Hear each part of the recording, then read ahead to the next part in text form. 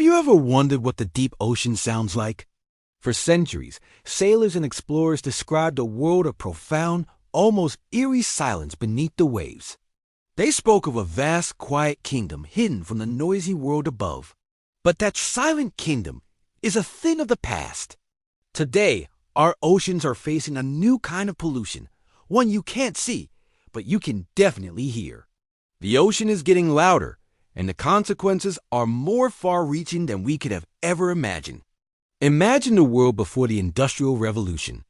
The ocean soundscape was a symphony of natural noises: the crackle of snapping shrimp, the haunting songs of whales, the rumble of underwater volcanoes, and the gentle patter of rain on the surface. These were the sounds that marine life evolved with over millions of years. But in just the last century, we've completely rewritten that ancient score. The introduction of steamships in the 19th century was just the beginning. Today, our oceans are crisscrossed by over 60,000 massive container ships at any given moment.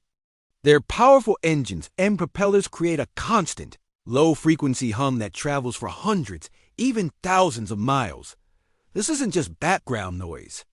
It's a global, persistent drone that has fundamentally altered the acoustic environment of the entire planet.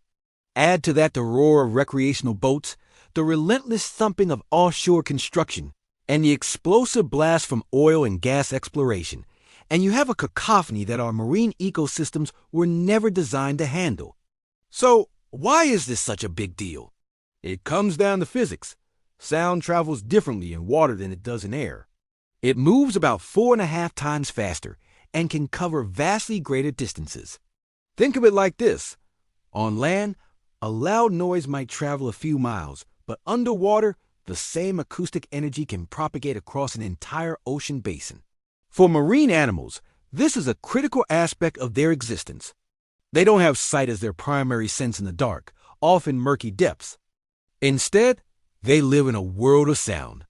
They use it to navigate, to find food, to avoid predators, and most importantly, to communicate.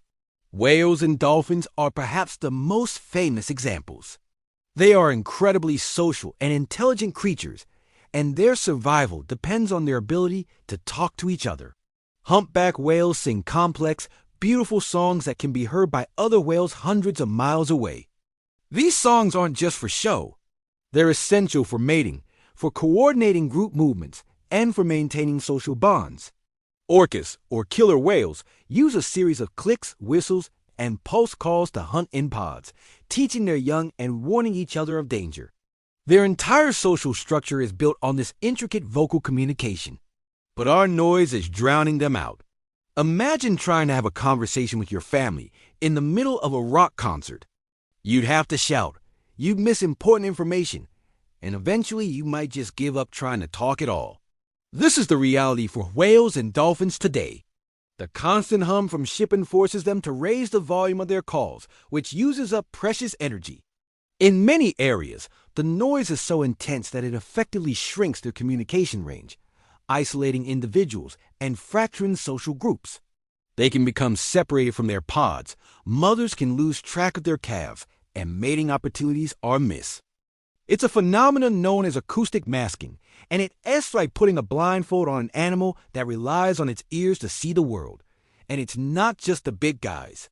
Countless species, from the smallest fish to a variety of invertebrates, are affected. Many fish use sound to find mates and defend their territory. The larvae of many species, like crabs and reef fish, drift in the open ocean and listen for the sounds of a healthy reef to know where to settle down and make a home. But if that reef's natural sound is masked by boat noise, they might never find it, which has devastating implications for the health and replenishment of those ecosystems. The noise is not just an inconvenience, it's a source of immense stress. Studies have shown that constant exposure to loud, unnatural sounds can increase stress hormones in marine animals, weaken their immune systems, and disrupt their feeding and reproductive behaviors. They are living in a state of constant high alert, unable to find the peace and quiet they need to thrive. As if our direct noise pollution wasn't enough, another global crisis is making the problem even worse: climate change. As we burn fossil fuels, our oceans are absorbing a huge amount of excess heat and carbon dioxide. This is making the water warmer and more acidic. This change in water chemistry has an unexpected side effect on acoustics. Sound actually travels even farther and faster in warmer, more acidic water. So as our planet heats up, the noise we're pumping into the ocean is being amplified, reaching even the most remote corners of the deep sea. It's a dangerous feedback loop where one environmental disaster exacerbates another, creating a problem far greater than the sum of its parts. Then there's the impact of military and research activities. High-intensity sonar, used by navies to detect submarines, is one of the loudest sounds humans put into the sea. These sonar pings are incredibly powerful, and there is a growing body of evidence linking their use to mass stranding events of whales and dolphins.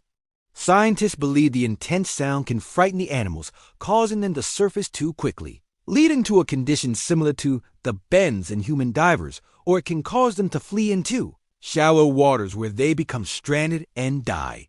These events are tragic, direct evidence of the lethal potential of our acoustic footprint. Even scientific research, which aims to understand the ocean, can contribute to the problem through the use of air guns for seismic surveys to map the seafloor. All this activity has led to a measurable increase in global ocean noise levels. Some studies suggest that in certain areas, the average ambient noise has doubled every decade for the past 60 years. So, what can we do? The situation seems dire, but it's not hopeless. Unlike other forms of pollution, like plastics or chemical runoff that persist in the environment for centuries, noise pollution has a beautifully simple solution. If you turn off the source, the noise stops. The ocean can become quiet again. And there are incredible people and organizations working to make that happen. Conservationists are advocating for the creation of marine protected areas that are not just protected from fishing, but also from excessive noise. Think of them as ocean national parks, or quiet zones, where marine life can have a refuge from our constant racket. Engineers are designing quieter ships with more efficient propellers and hulls that reduce underwater noise. Shipping companies can also make a huge difference simply by slowing down. Reducing a ship's speed by just a few knots can significantly decrease the noise it produces. And it has the added benefit of saving fuel and reducing greenhouse gas emissions. Regulators are also starting to implement rules for activities like offshore construction and seismic surveys, requiring them to use quieter technologies and to operate at times when sensitive marine life is not present. The future of the ocean soundscape is at a critical juncture. We have filled its silence with a storm of our own making, disrupting the lives of countless creatures who have nowhere else to go. But we also have the knowledge and the technology to quiet our activities and restore the natural balance. We can choose to build quieter ships, to create protected acoustic sanctuaries, and to be more mindful of our impact. The ocean has a voice, a symphony of life that has played for eons. The question is, will we finally quiet down and listen in time? Thanks for watching.